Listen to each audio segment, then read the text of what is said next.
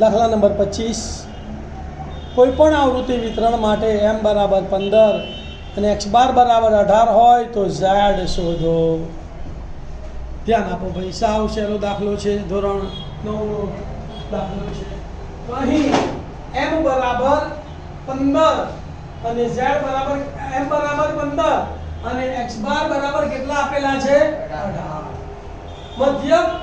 મધ્યક અને બહુલકના સંયુક્ત સૂત્રનો આપણે ઉપયોગ કરીએ તો કયું સૂત્ર છે z બરાબર 3m 2x બાર।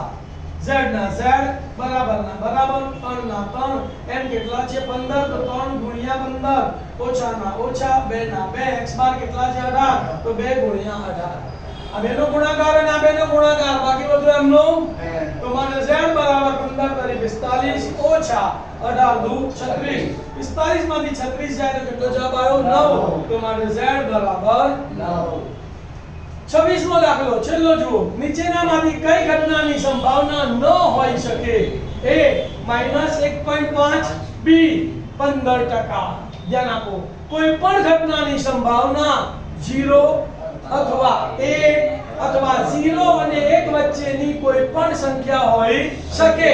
ઘટનાની સંભાવના ઋણ હોઈ શકે નહીં, તો અહીં -1.5 ઋણ છે તેથી તે શક્ય નથી। 15% ને આપણે ટકામાં દૂર કરીએ તો 15/100 તો 0.15 એ 0 અને 1 ની વચ્ચેની સંખ્યા છે, તો માટે ઘટનાની સંભાવના b 15% શક્ય છે।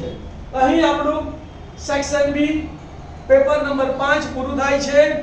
વિદ્યાર્થી મિત્રો, 5 વાર એક જ પ્રકારના દાખલાઓનું પુનરાવર્તન તમે કરી ચૂક્યા છો અને હવે હું આશા રાખું છું કે સેક્શન બી માં તમે પૂરેપૂરા માર્ક મેળવશો। Thank you.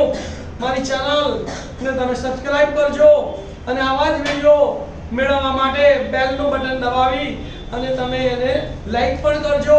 તમને મારા ભણાવવાની સ્ટાઇલ કેવી લાગી, તમને દાખલામાં ખબર પડી કે ના પડી, તમારી કોમેન્ટ લખજો જેથી કરીને કંઈ પણ સુધારા મારે કરવા હોય તો હું કરી શકું।